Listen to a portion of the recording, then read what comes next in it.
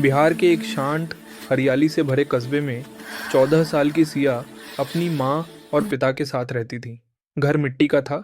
छोटे से आंगन के बीच एक आम का पेड़ और उस आंगन से दिखती थी गंडक नदी की चमकती धारा। इस गांव में जीवन भले ही कठिन था, लेकिन लोग एक दूसरे के लिए दिल से खड़े रहते थे। सिया एक सीधी सादी लेकिन बेहद दयालु लड़की थी। स्कूल जाने का उसका रास्ता नदी के किनारे किनारे जाता था।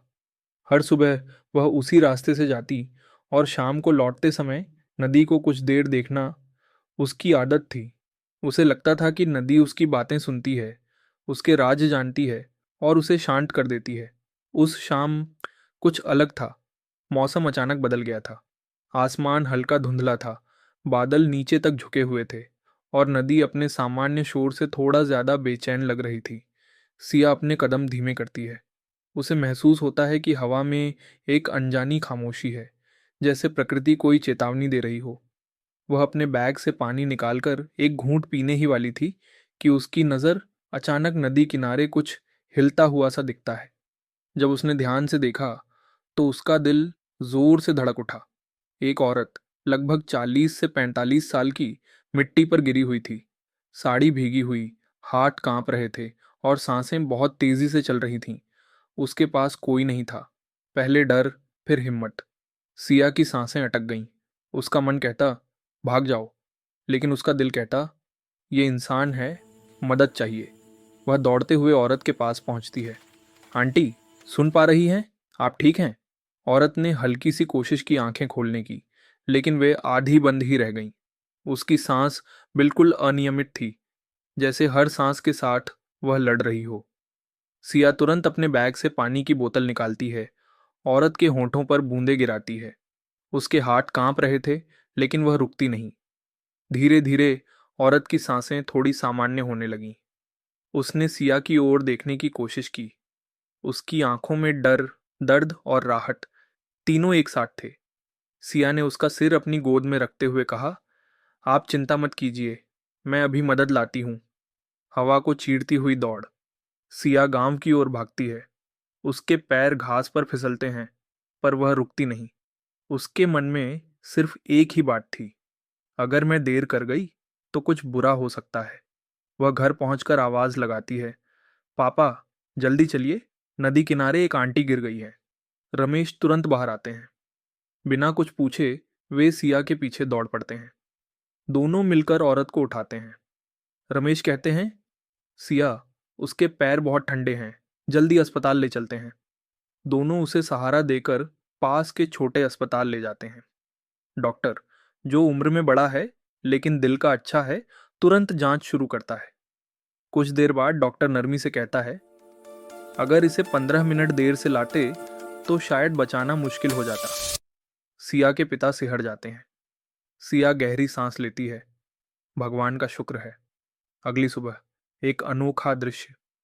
सिया घर के बाहर बैठकर कॉपी में कुछ लिख रही थी। उसे उम्मीद नहीं थी कि कल वाली घटना उसकी जिंदगी बदलने वाली है। लेकिन अचानक घर के बाहर कार रुकने की आवाज आती है, और वह भी साधारण कार नहीं, एक महंगी एसयूवी। सिया की माँ तुरंत बाहर आती है। दरवाजा खुलता है और वही औरत बाहर आती है, अब पूरी तरह स्वस्थ, साफ, अच्छे कपड़ों में। उसके साथ दो लोग और थे, शायद उसके कर्मचारी। सिया चौंक जाती है। वह खड़ी हो जाती है, हाथ कांपते हुए।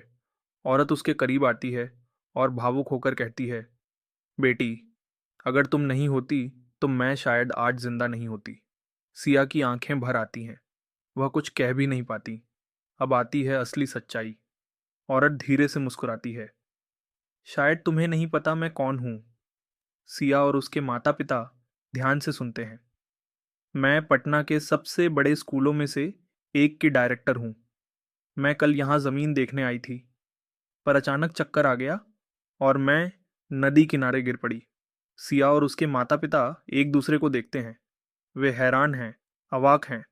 औरत आगे कहती है, तुमने जो किया वह कोई साधारण बच्चा नहीं करता। तुम्हारे दिल में दया है, हिम्मत है, और यही इंसानियत है। वह अपने बैग से एक लिफाफा निकालती है। यह सिया की 10 साल की पूरी पढ़ाई, पूरी तरह मेरी तरफ से। सिया की माँ के हाथ कांपने लगते हैं। पिता की आंखें भर आती हैं। उन्हें नहीं पता था कि जिस छोटे से कदम को उन्होंने फर्ज समझा, वही उनकी बेटी की किस्मत बदल देगा। लेकिन बात अभी खत्म नहीं हुई थी।